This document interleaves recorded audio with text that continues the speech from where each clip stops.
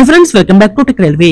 భారతదేశంలో అత్యంత కీలకమైన రవాణా వ్యవస్థ అయిన భారతీయ రైల్వేలో ప్రయాణికుల రద్దీ అనేది ఎప్పుడు కూడా విపరీతంగా ఉంటుంది.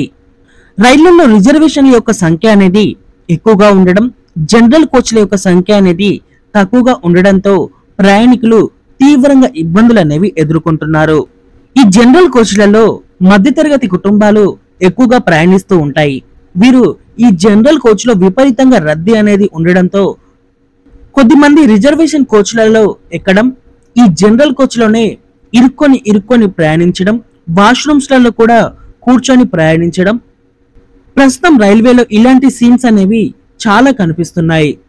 జనరల్ లో ప్రయాణించే ప్రయాణికుల ఇబ్బందులను దృష్టిలో ఉంచుకొని రైల్వే శాఖ జనరల్ కోచ్ల యొక్క సంఖ్య అనేది పెంచాలనే నిర్ణయాన్ని తీసుకోవడం జరిగింది. ఈ జనరల్ కోచ్ల యొక్క సంఖ్య అనేది ఎలా పెంచుతారంటే, ప్రస్తుతం జనరల్ కోచ్లతోటి నడుస్తున్న రైళ్లకి ప్రస్తుతం ఉన్న జనరల్ కోచ్లకి తోడుగా మరో 2 అడిషనల్ జనరల్ కోచ్లని యాడ్ చేయడం, ఇప్పటి వరకు అసలు జనరల్ కోచ్లే లేని రైళ్లకి కొత్తగా 2 జనరల్ కోచ్లని యాడ్ చేయడం, ఇలా ఈ రైళ్లకి జనరల్ కోచ్లను పెంచాలని రైల్వే శాఖ భావిస్తుంది.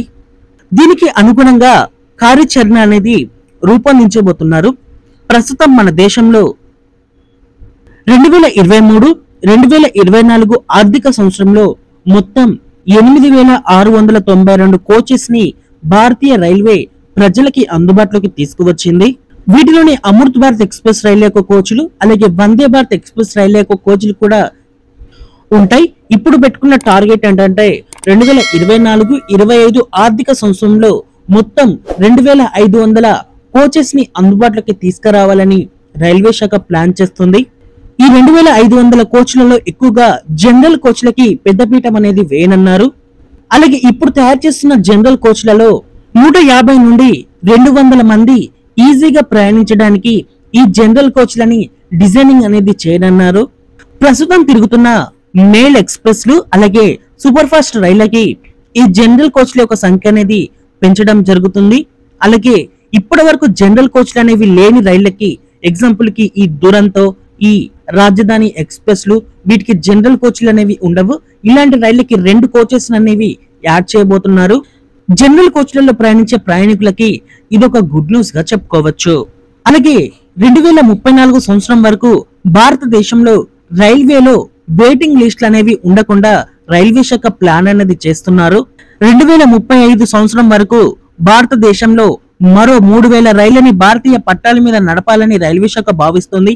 ఈ కొత్తగా అందుబాటులోకి వచ్చే రైళ్లతోటి భారతదేశంలో వెయిటింగ్ లిస్టుల సంఖ్య అనేది క్రమంగా తగ్గనన్నట్లుగా రైల్వే శాఖ తెలియచేయడం జరిగింది.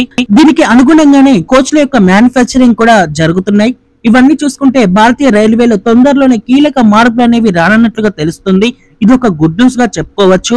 ఓకే ఫ్రెండ్స్, ఈ జనరల్ కోచ్లని యాడ్ చేయడం అలాగే కొత్తగా జనరల్ కోచ్లని తీసుకురావడం మీద మీ అభిప్రాయాన్ని కామెంట్ చేయండి. అలాగే మరిన్ని రైల్వే అప్డేట్స్ కోసం మన ఛానల్ ని ఫాలో అవ్వండి. Thank you for watching. Have a nice day.